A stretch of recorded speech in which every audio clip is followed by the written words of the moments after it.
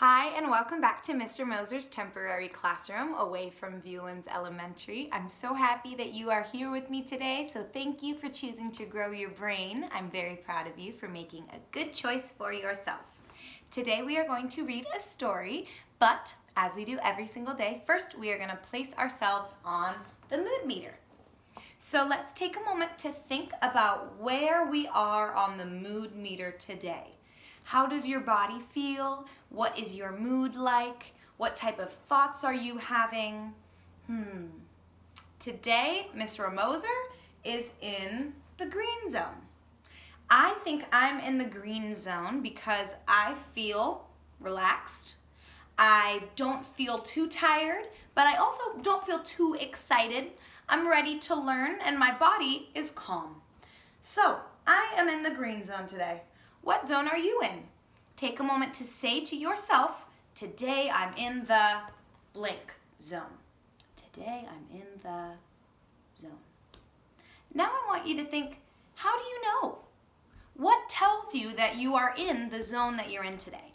What do you notice about your body and your thoughts, the way that you've been acting? How can you tell that you're in the zone that you feel? Now, we are going to move on to our story. Today's story is called Butterfly Boy. This is a beautiful story written by Virginia Kroll and illustrated by Gerardo Suzanne. Now, when I remember about authors and illustrators, I remember that authors are the people who wrote the words in the story, and the illustrator is the person who drew the pictures.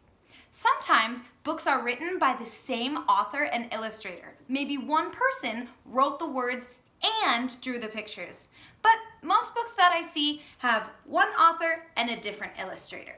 That means that those two people had to work together as a team to make a beautiful story that we now get to read. So, as we read our story today, we are going to be using our story wands to help us think about what's happening in the story and what might happen.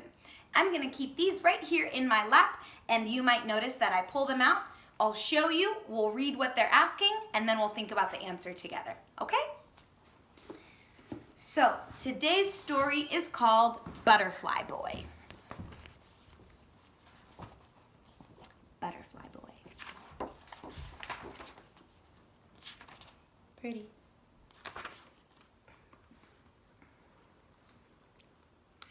Emilio wheeled Abuelo, his grandfather, out into the sunshine, down the ramp that Papa had built.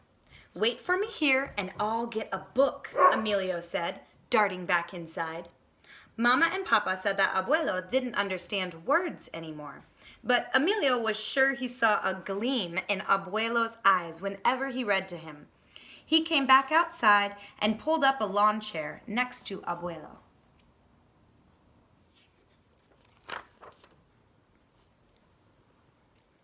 Suddenly, Abuelo struggled to speak. He pointed with his good hand. "Abuelo, what?" Emilio asked. He followed Abuelo's eyes. What do you think Abuelo saw? 5 crimson, brown, and white butterflies fluttered around the garage wall. They lit, fanned their wings, flitted about, and landed anew. Wow. I have a connection to make. Sometimes when we make connections, we take our pinky or our pointer finger and our thumb like this and we tap them together and we make a chain like this. This means that we are making a connection. The chain is connected. My connection is that today I saw a butterfly when I was outside on a walk. My butterfly looked a little bit different than these ones, but that's still a connection that I can make between the real world and this story that I'm reading. Wow, look at these beautiful illustrations. "Butterflies," Emilio said. He watched Abuelo's face while Abuelo watched the butterflies. Emilio knew that Abuelo was smiling inside, even though his mouth could no longer show it. Wow. Every sunny afternoon, Emilio wheeled Abuelo out. Together they watched the butterflies.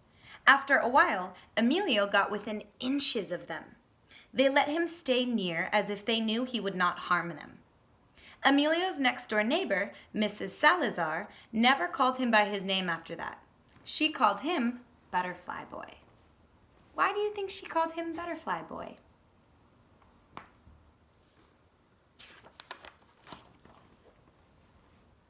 Oh, I see now that Grandpa, abuelo, is in a wheelchair.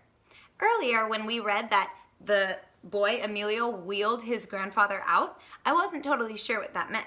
But now, when I look at this illustration, I see, oh, he wheeled his grandpa out on the wheelchair. That makes sense. When autumn came, the butterflies disappeared. Leaves of gold and brown and crimson fluttered in their place. When the weather grew colder, Emilio wheeled Abuelo to the window instead, and he watched swirling snowflakes turn the world white, and hungry sparrows gobble the toast crust that Emilio tossed to them each morning. Why do you think that during the wintertime, Emilio wheeled Abuelo to the window instead of taking him outside?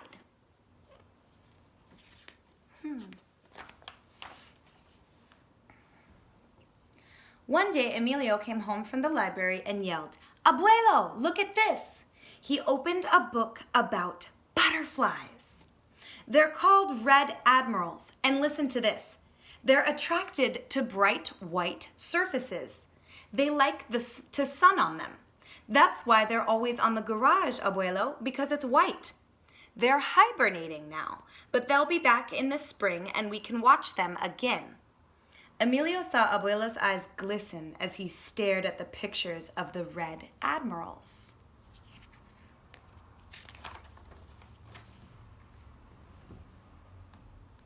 Spring blossomed, and Emilio told Abuelo, "Not much longer." Not much longer till what, I wonder? One sweltering, almost summer afternoon, Emilio gazed out the window during math class. His eyes opened wide with wonder. 2 red admirals fluttered through the playground and over the fence toward Mrs. Cruz's petunias across the street. How do you think he felt when he saw these red admirals, the butterflies? Emilio squirmed like a caterpillar until the dismissal bell. He raced all the way home. "Abuelo," he panted, "guess what?" He was going to tell him about the butterflies, but Abuelo began making sounds in his throat. "What, Abuelo?" Emilio asked. Abuelo pointed with his good hand. I wonder what he pointed to. Emilio swallowed his words in a gasp. The garage was blue. Papa was painting it to match the house, which he had finished in the fall. Emilio sped Abuelo down the ramp. "Papa," he cried, "you can't." Papa's head jerked up. "Can't what?" His voice was sharp. "Paint the garage blue. They won't come back, Papa. They only like bright white surfaces. Can't you change it back?" Emilio pleaded.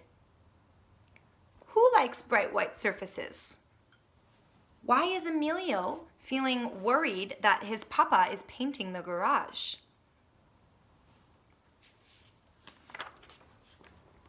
Papa took off his cap and wiped his brow.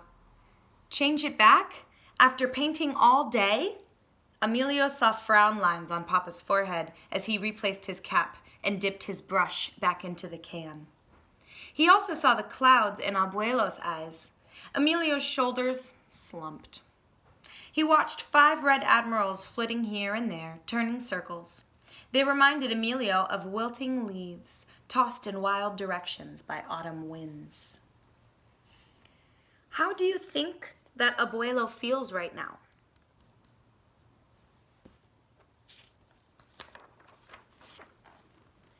Mama's laundry flapped gently on the line. Emilio watched as if he were in a trance. All at once, he leaped up. 2 clothespins sprang apart and flew to the ground as Emilio grabbed his bright white shirt and scrambled to put it on. Then he stood, stiff and silent as a statue. What do you think he's doing?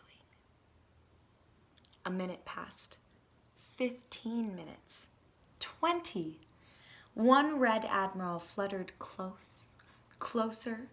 It landed like a whisper on Emilio's shoulder. Soon there was one on his other shoulder and another on his chest. Wow. Emilio waited a really long time. He's very patient. It looks like his patience paid off, huh? Mama came out to collect the laundry. She stood gaping at the basket tumbled from her hands. Papa finished his last blue stroke. He took his cap off and wiped his brow. Mrs. Salazar peered over her fence, clucking her tongue and shaking her head and wearing her broadest smile. Incredible! Unbelievable!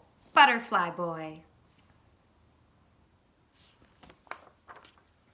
Papa was startled.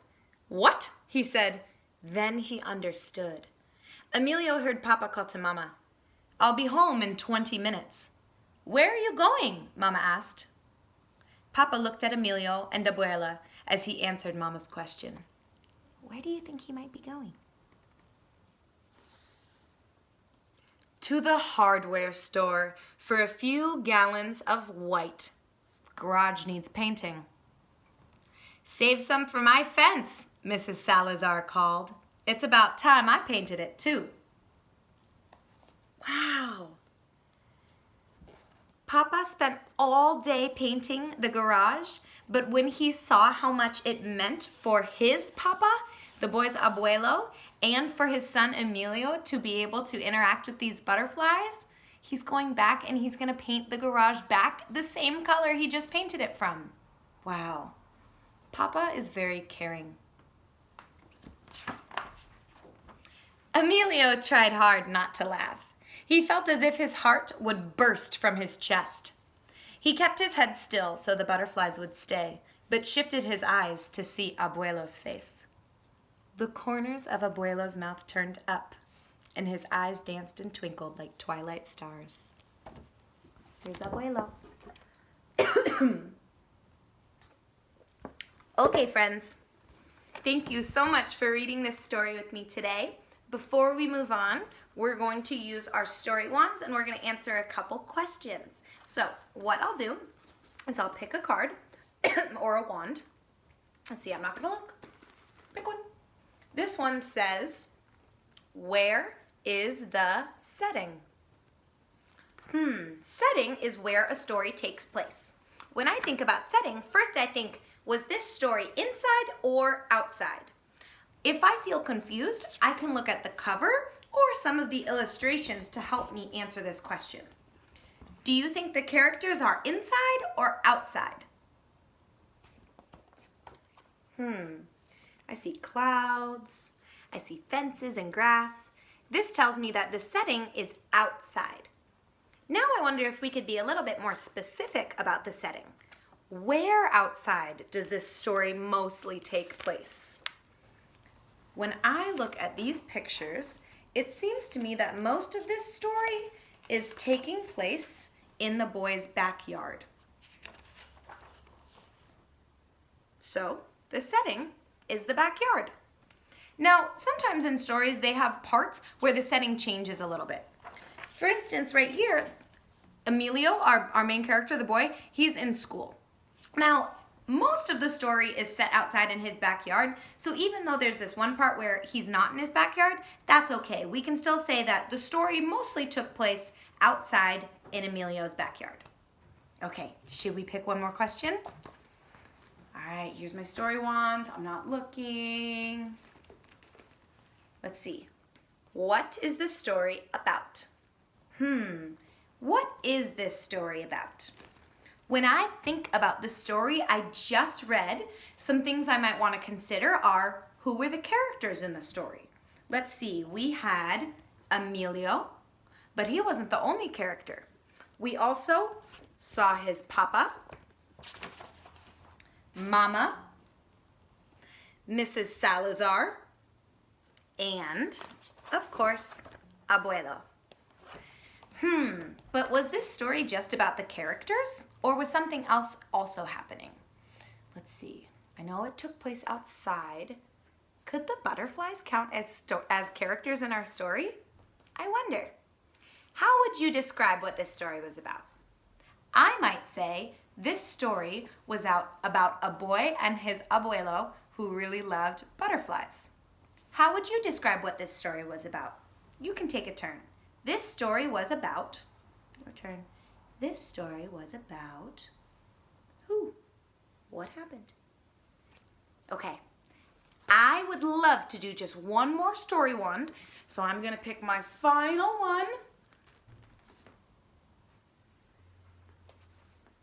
Ooh, this one is actually, sometimes this wand is good for determining what might happen next in the middle of the story, but sometimes my favorite thing to do with this question is think about what might happen if the story were to continue. So this question is, what will happen in the story? Since we've already read the story, we can change this question to, what will happen next? Let's look at the last page. I noticed that Abuelo is looking very happy as his grandson, Emilio, is covered with the butterflies. And I remember that Papa had just decided to go back to the store. So what do you think might happen next? What will happen when Papa comes back to the store, or back to the house? I predict that Papa will paint the garage back to white. What will happen after he paints the garage white? Do you think there might be a certain special set of visitors that come by? Maybe the butterflies? Wow. Sometimes, if I really love a story, I might even write my own sequel. That means I think about what might happen next, and I might draw a picture or write a sentence talking about my prediction. That's an idea for friends if you have a little bit of extra time or you would like to continue to grow your brain. But if you don't feel like doing that right now, that's okay too. Thank you so much for joining me today and for growing your brain with me. Check back tomorrow because I'll have another story up then. Adios, friends.